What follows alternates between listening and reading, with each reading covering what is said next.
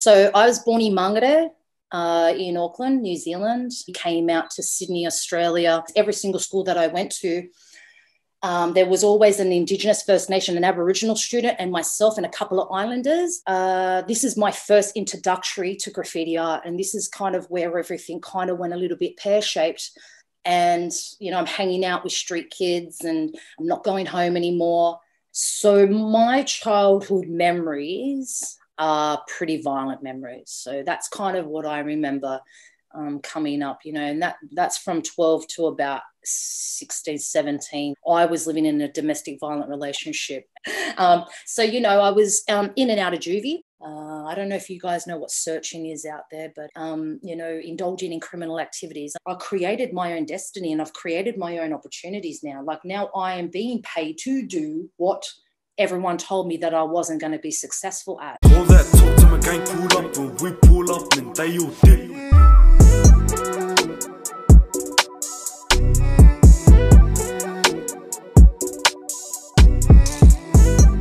Yo, it's your boy King Dave here, and this is the Felon Show. Hope all is going well. Big Jurnan for Cook Island Language Week. Cook Island word of the day, probably Meitaki for all good. So yeah, much love to all my cookies out there. So yeah, how about you introduce yourself, cousin, where you're from? Joyce, yep. Kia ora, everybody. My name is Jurnan Amy Ayerest. I currently live in Sydney, Australia, and that's all I got, cousin. That's my intro. Yeah, no, all good. Big all intro. Good. So Jurnan here is actually a relative of mine. So my dads are actually brothers. So big rest in peace to Steve Ayerest, the Black Duck. Much love to him. Yeah, that's it. Yep, that's your dad there. That's my uncle. So yeah, much love. So Jurnan here is so she stays over there in Sydney. Man, she's doing a lot, man. She's got a production company over there called Last Minute Productions. They're doing a lot with you know, NITV. So yeah, Jurnan sort of started at the bottom and worked her way to the top there.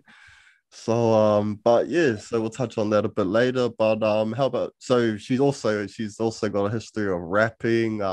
She's a dope graffiti artist. You're gonna have to do us up a canvas or something like that for sure. And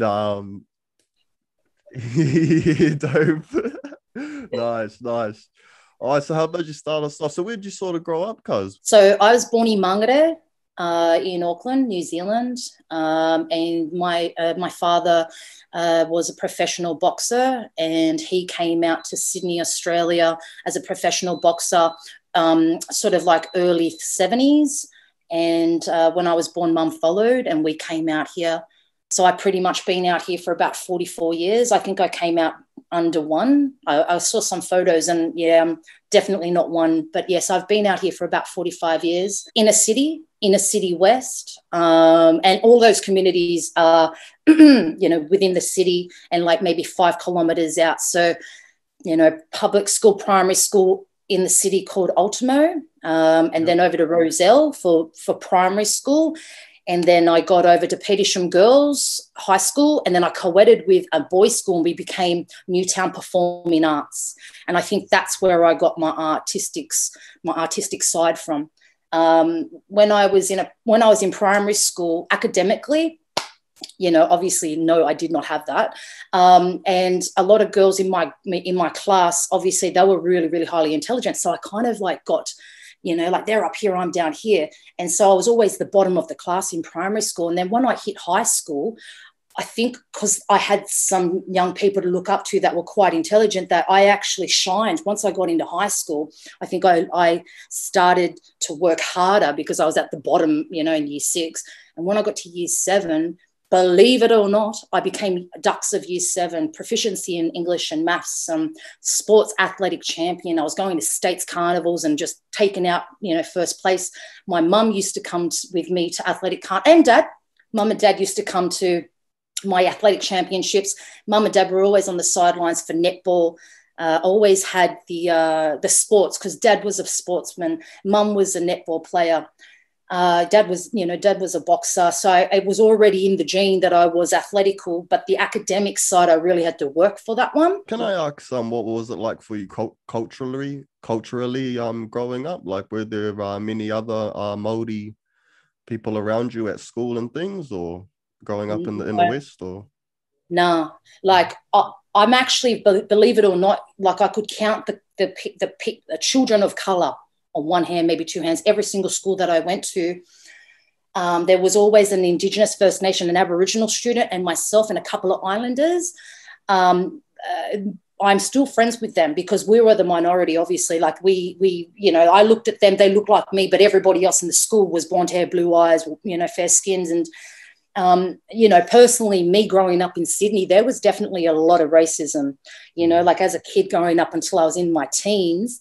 And then something shifted where all the girls started dating Islander boys. And then all of a sudden, I was no longer being bullied and picked on for my color or, because I was, I wasn't blue-eyed, white-skinned.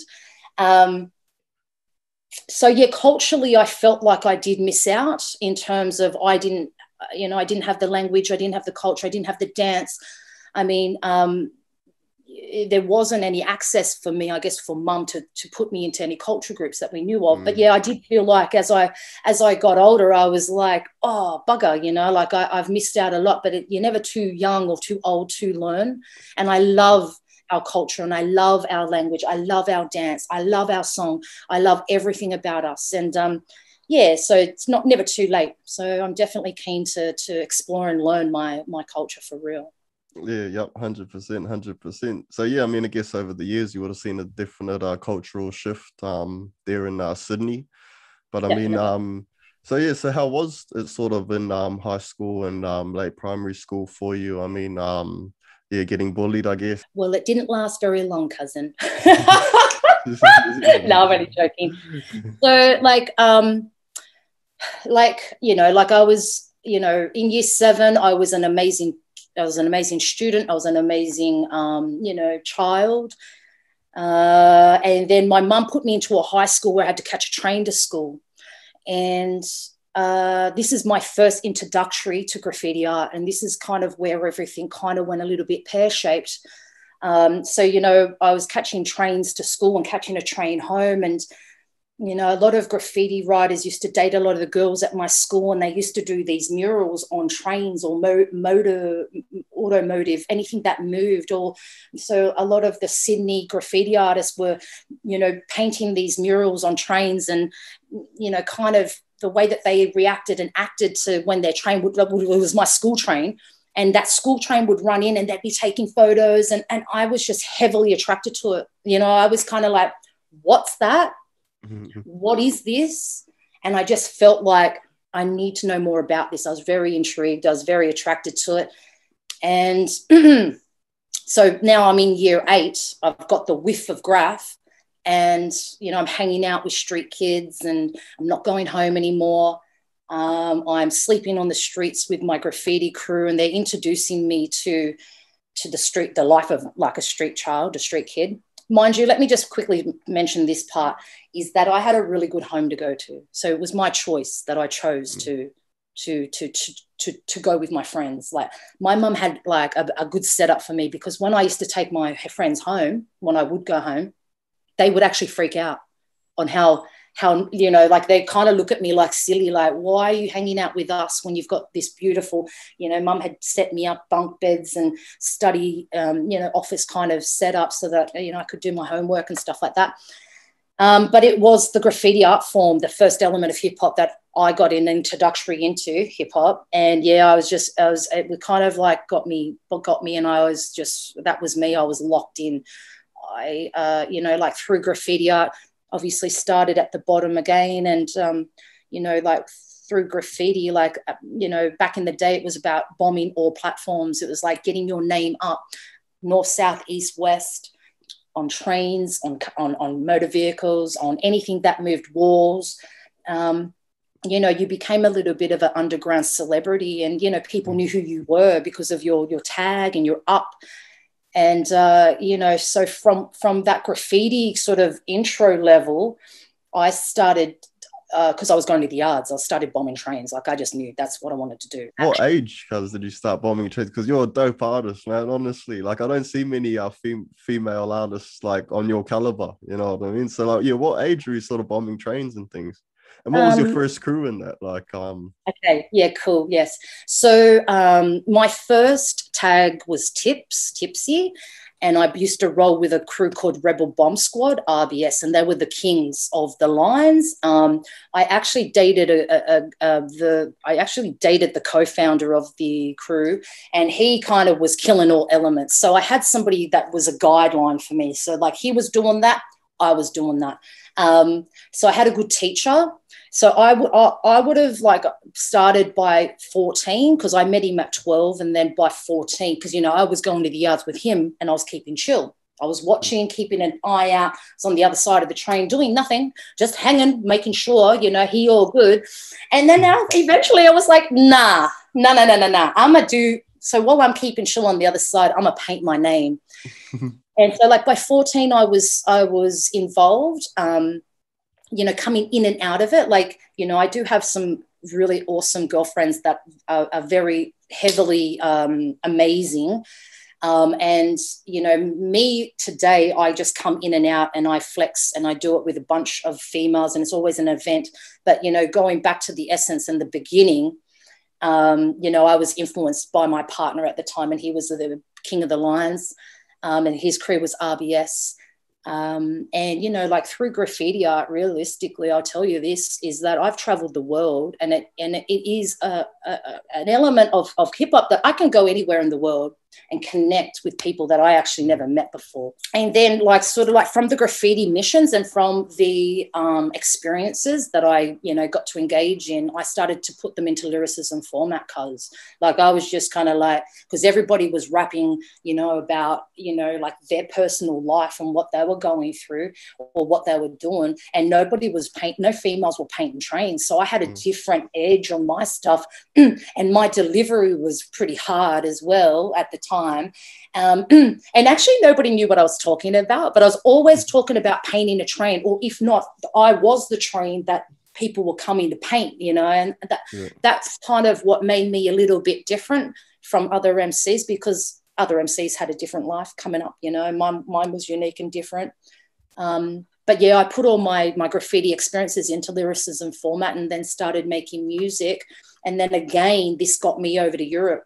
I met with a producer, DJ from Milan, and, you know, I got to go out there. And as soon as I hit down, he took me straight to, he was like the godfather of hip hop in Italy, and he still is. That's his title.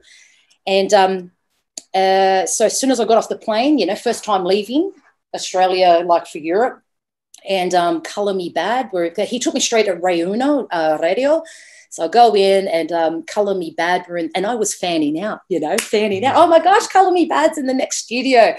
And so as soon as I stepped off that plane, I got hooked up with gold platinum sellers, major label recording artists. I got to record with them, perform with them, and tour with them, and do MTV showcases. So all these opportunities presented themselves, which I wouldn't have gotten those opportunities in Australia, because there was no hip hop on radio. The media had nothing to do with hip hop over here in Australia, let alone American or let alone homegrown hip hop. And so when I went to Europe, like there's 3 types of English. I realized there's American English, there's English, British English, and then there's ours. Then there's Australian English. But of course, my voice belongs to New Zealand, so I don't sound twangy, you know. I sound very bassy and very unique, I guess. And then another little opportunity that I'll tap on too is that I was blessed enough. I don't know if you guys have heard of Jimmy Barnes. You heard of Jimmy Barnes, JB? Yeah. So he so I was always active whether it was MCing, whether it was graffiti. I was active in the 90s. And there was a radio club there was a hip hop club that had booked me, and they were broadcasting a live radio show from the nightclubs. I mean, that's kind of a bit popular today, but back in 1999, to have a live radio out of a nightclub was kind of unheard of. So that was my gig. And it was an industry night. So like all the artists in New South Wales would be going off doing their, you know, clubs or weddings or whatever it is, but then they'd come and let their hair down in Double Bay. And that's where I was. And they'd tune into the radio, then they'd see and hear what's going on, and they'd come down. And it was at this venue that I met Jimmy Barnes's daughter, Mahalia Barnes, and just jamming in the back lane as I do at the end of the club. You know, first one there, last one to leave, and we're just jamming, you know, in the lanes. And she, you know, she probably hadn't really heard a female rapper that can spit. And so straight away she booked me to be her DJ and her MC in her band. Mark Lizotte Diesel produced us. There's a video clip. And then Jimmy Barnes took me to Europe. So I think I did 19, maybe 11 countries, 19 different. Yeah, it was back to back. It was like a 26-day tour. It was back to back. But I must say, I thought I had made it. You know what I mean? Like, I was like, man, I'm living the life, you know. I was living, because I'm a hip hop, you know, through and through, but I'm now rocking with Australian rock legend. And I got to experience a whole different, I don't know, got exposed to different, how, you know, if you're a multi-million platinum seller, this is what you kind of tours that you get, you know. So Kylie Minogue was headlining at some of them. I mean, we got to some big venues, and that wasn't really paying the bills. So, you know, like, and I was kind of living a little bit of an unhealthy lifestyle because I was working nights and then sleeping day, then up at nights. And so I wasn't seeing any daylight, wasn't seeing any sun. I was partying hard, and I wasn't getting paid, you know, proper. Like my rent was getting paid, but, you know, I was struggling for everything else. And so I just thought, stuff this, I need a job. So as soon as I got off that tour, that European tour, I was like, I need a day job. And I didn't know what I was going to do. You know, I really had no idea. And I knew I wasn't going to be an office chick. You know what I mean? I just knew that wasn't going to be my gig. And then I just sort of thought about it, and I thought, you know what? I want to give back to youth. I want to give back to Indigenous youth that I had grown up with, and I'd grown up in those communities, and they had embraced me and taken me in. And I just felt like that was, you know, my life. That was where I should go. And, you know, that's what I did. And so I worked in Glebe Youth Service for 5 years. It's an Indigenous community. I'm actually living here now. And then I was, you know, there's all different Aboriginal estates surrounding this area. And so I was working with those young people, and, you know, those kids, you know, if I didn't know their parents and grew up with them, the kids, obviously it was written on my face that I was one of them, that I had come from the trenches exactly like them. And so, you know, it was great because, you know, it had good sides and bad sides, you know, but it definitely worked in my favor. And so I was still doing the MC, still running, still hosting nightclubs, and then doing my day job. And I moved to Melbourne, and a year later I came back. I was living in Bronte. I moved back to my apartment in Bronte, and I was looking for another job or another career, and I just happened to hit up a friend that worked for a television production company, and I asked her, do you know anybody that needs a personal assistant? And then she goes, yeah, I actually do. And so, like, I actually went for the interview that morning, and and I started that week, and that's kind of like the intro level to me working on television, but the Barefoot Rugby League show. That was my entry level of sort of going from working at juvenile justice services into production. Far out, man. That's a lot jam-packed, man. Far out. Yeah, nah, but far out. That's so cool because, you know, with the rap stuff, I mean, you would have been doing a lot of firsts, you know, like as a female artist. So, you know, you definitely don't get enough credit for that in the mainstream, I guess. Okay, so going back, can you sort of touch a little bit on I guess the sort of more reality side of, you know, when you were younger as a graffiti artist and, you know, sort of staying out on the streets and things? So my childhood memories are pretty violent memories. So that's kind of what I remember coming up, you know, and that's from 12 to about 16, 17 that personally me, I was living in a domestic violent relationship, and the dude that I was dating, Like I mentioned before, he was he was at the top of his game in terms of I don't know if you guys know what searching is out there, but, you know, indulging in criminal activities. I mean, we are young people, we're youths, you know what I mean? These are my experiences as a young person. So, you know, me personally, I was watching what he was doing. Everything that he did, I had a good go at it myself. I was like, you know, in my head at that time, I was learning from the king and I was the queen. So, you know, I was in and out of juvie, petty stuff, nothing spectacular from a very young age. But then, you know, like as I turned 16, 17, I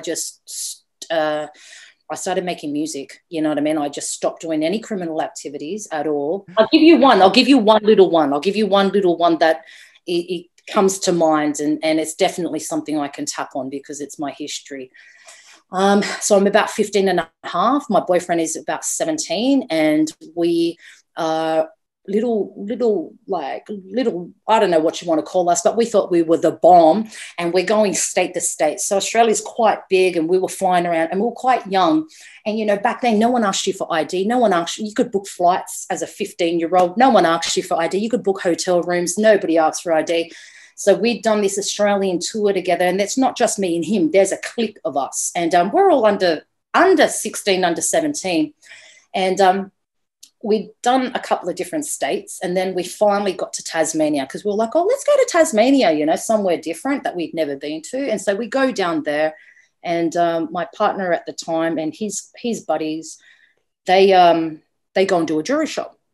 And so down in Tasmania, they didn't have alarms. You could just sort of rip the roller door up, and that was it. That was you. You were good. And so, like, they did what they did. I was at the hotel room. I was asleep. I was crashed out, you know. So I had no idea that they had done that. And then all of a sudden, you know, like, you know, we get raided. And I'd had a few little things that I had picked up on my tours, and I got in trouble for that. Really, I think it wasn't anything spectacular. It was just like little petty things that I had grabbed along the way. Me and my partner got done. So he went to Risdon with Chopper Reed. So he'd gone in there, and he was like, because down there it's 15 and 9 months as an adult. So obviously he was 15 and six months. He wasn't, 15 and 9 months. So he must have been 16. So he was an adult. So he got trialed as an adult for that jewelry shop. Everybody else got away except me and him. And my jam is that there wasn't a female detention centre down there. There was only a male, because nobody obviously got in trouble down there. So I went to a male detention centre for 2 weeks. And, you know, I obviously, you know, like I ate by myself. I'd showered, you know, like, it was like whenever, like they would go to breakfast, then I'd have my own section to go to breakfast. Then they'd do their showers. Then I'd go in and have my showers. Like I kind of didn't really bump into anybody except when we went to school. And, yeah, I guess I was really lucky because one of the guys that was in there, obviously doing a little bit of long time, he bloody loved Public Enemy. So he had a Public Enemy cassette tape and a Pink Floyd cassette tape. So he gave me that, and I just had my headphones in most of that time. And yeah, that was a 2-week little stint that I had done. And then I went to court, and my partner came to court, and he was shackled, man. He was like, you know, 16, and he'd come with the shackles around the foot and around the hands, and 3-4 people behind him. And, you know, obviously his conditions, because I think he was in a cage and shit, like he wasn't good. You know, that's one of the memories that I can tell you that I can remember about in terms of, you know, being incarcerated or, you know what I mean, being, you know, in that situation. Very long time ago. My memory's not that great, but yeah, that was something that's on the record, so I can say it. Well, was there much police brutality and things like that in Sydney when you were coming up, or much that sort of stuff? Oh, so like there's Graffiti Task Force. So obviously the Graffiti Task Force were out for us, you know, and they used to act and dress like graffiti writers. You know, they used to go around. I didn't have much running with them because I was a fast runner, man. I did not muck around. Yeah. Yes, but it sounded like Graffiti actually opened up a lot of doors for you in terms of rap and even what you're doing now. And you would have learned a lot, yeah, traveling Europe and going all of those places. Just a girl from Sydney. So yeah, for sure, for Mangere. sure. Yeah, from Mangere even, yeah, for sure. So all right. So then you started getting into NITV. Fuck, when I lived in Australia, I didn't realize you're a part of all of that stuff, or I would have looked for your name in the credits, maybe. Oh yeah, hard. Oh yeah, no. So okay. So how did that start for you? So you started off as an I was in between jobs because like I just come back from Melbourne and I didn't have any work. yeah. The youth working buzz, it was available, but it was just drips and drabs, not enough to pay the bills. And so I was like, I need a career change. I need to be able to do something, I always knew I'd be a good assistant to somebody, like I'm good because I'm a bit organized and da da da da. And then so I went to Imelda, that's a friend that I used to work with back in the day with one of my first jobs, and she was working for the Barefoot Rugby League show. So I went to her house. I mean, this is how the opportunities present themselves. And, like I do when I do talk to year 10 students about their careers, you got to be in it to win it. You know what I mean? So this is the situation that I found. I needed a job. I chased it. I knocked on the door. It come. And then I just grabbed the opportunity with both hands. And, my ego wasn't bruised, at all. I was learning new production. I was in the edit suites with the editors. I was learning from the bottom to the top. I started off as a production coordinator, which is pretty much just booking people's flights and, doing the rundown for the show, but you learn everything there. You learn exactly every second of the show, what is happening. And I was living and breathing it because I loved it, it was like, I wasn't doing hip hop shows now, but I was on the Barefoot Rugby League show, rocking microphones in the commercial breaks. It was a show for me, it was my show. Actually, I used to, go past makeup and the talent was Tony Curry and Brad Cook and David Peachy. And, I used to rock up and do my own makeup, do my own hair. And I remember the boys saying to me one day, "Are you on camera tonight?" And I was like, "I'm on camera every night." You know what I mean? So I took my hip hop essence into that workspace, and it was embraced, and they more opportunities came, and my boss at the time, Paula Maley, my EP, she just believed in me, hey? Like she just knew I could do what she does. And, first time somebody, from a higher position, has actually backed me and said, "Yo, you can do what I can do. Like you're as good as me." And I was like, I didn't believe her at that time. I was like, "Oh no, I just love what I do and I love what you do." And then she started to get more contracts, and she doesn't want to do the 20, 30-hour flights or the driving and the buses and the ferries. And she doesn't want to, she'd already been doing it for years. So she was like, "Can I get on the road and can I go off and get these segments?" And, of course I could go, and I, made great relationships and friendships and stuff like that. And then when she actually said to me, "Oh, like you can do what I can do. I need you to go and, set up a production company."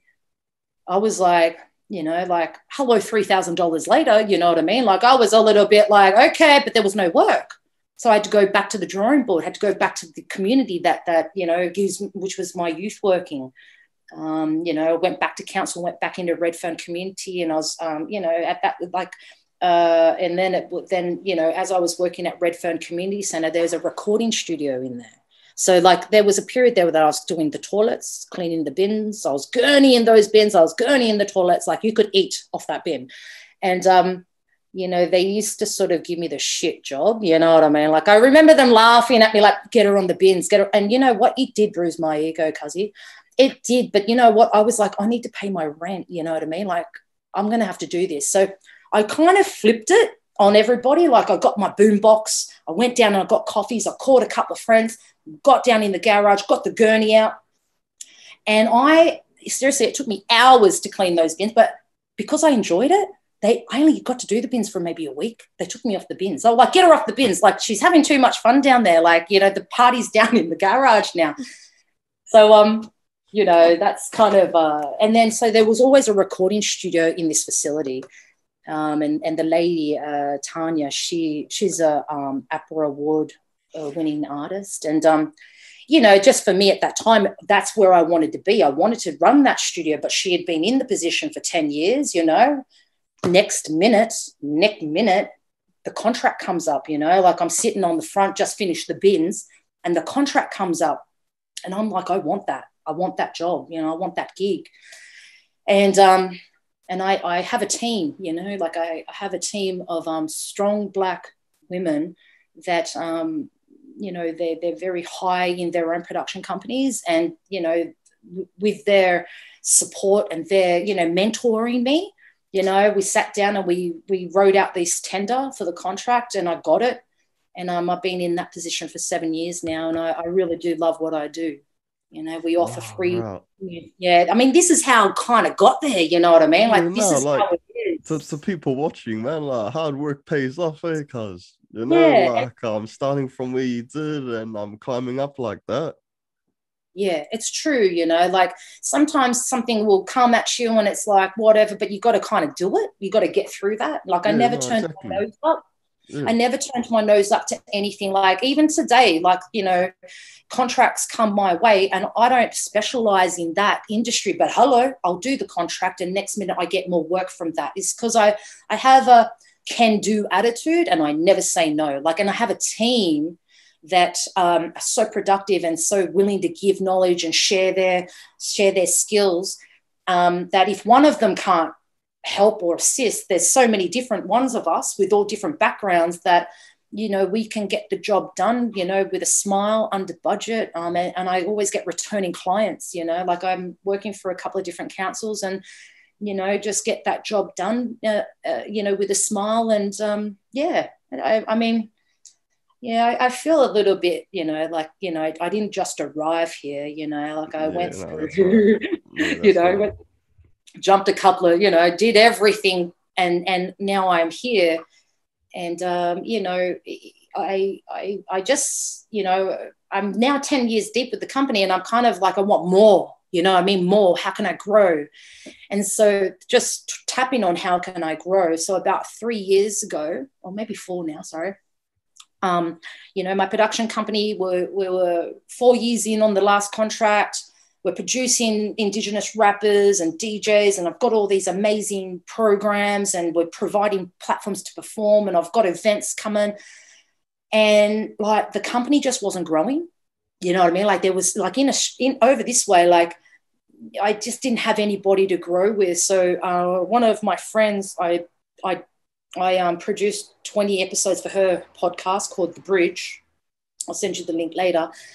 She was a journalist for the hip hop magazine called Source. And I grew up on Source. Like Source was like my to-go-to, like for fashion, the artists is coming up in New York or, you know, West Coast. So she was a journo for this hip hop mag. And then she came back to Australia. So I did her podcast, and I hit her up, and I was like, you know, if I want to grow as a creative, but also my production company, like I got nowhere to grow in Australia. Like, where would I go? Where is the biggest hip hop convention in the world? She goes, Atlanta, A3C, or Three Coasts. So Atlanta, South, Dirty South, East and West, they all meet together. And so I was like, oh, have you got a hookup? You know what I mean? I need a direct line to the director to invite me and my Indigenous Aboriginal rapper, Sunboy Car. I need a personal invitation to come out, because I was going for a grant for him. And so next minute got the connector with the director, got the letter, got the grant, booyah, we're off. And so I've got my audio engineer and my artist and myself. And so we go, the best experience, cuz like A3C, Nas was headlining, but what it was a 3-day panel, and it was like 12 hours of panels. And like my highlight was all the management teams, like Jay-Z, Eminem, you know, Kanye West. So all the management teams, all women, most of them all women, talk intimately how they got to where they are. I mean, I was, you know, I'd been traveling for 24 hours. My eyes were popping out of my head. I was in the front row on the nod, but they knew, man. They looked at me. They were like, you know, once we're warriors, she looks like she's from New Zealand. And then my artist, like he looks like he's definitely, you know, from Australia, Indigenous First Nations. So there's like, you know, a couple of hundred people in each lecture or each conference. And I always said, we didn't travel here to sit at the back row with front and center out the front. And, you know, like there's hundreds of people. The whole jam was for us. You know what I mean? Like I was absorbing, but I was like so tired, but I was like, no. And I was filming it and I was doing everything I could. But I appreciated that they knew we traveled so far to get there, that they gave us their full attention. And I made many connects out there. And, you know, it's all about the hustle. The hustle is real, you know, like everyone's an entrepreneur and they tell you how to upgrade your services and pimp it and get it out there. And it was all very innovative. And I mean, you know, we are on a good path. Like, you know, what I saw out there to what I'm working with and who I'm engaged with out here, we're definitely on a right path. And Last Minute Productions for me is definitely on a right path, even though I'm freestyling it, you know, like when I got there, I was like, yeah, I'm on a good path. Like I know, you know, this is exactly the path I should be on. Yeah, nah, sounds like it, man. 100%. Man, I'm inspired, cuz honestly. Like, Yeah, oh yeah, no, so Last Minute Productions, man, you know, coming from the graffiti line, from bombing trains, you know, from doing all of that.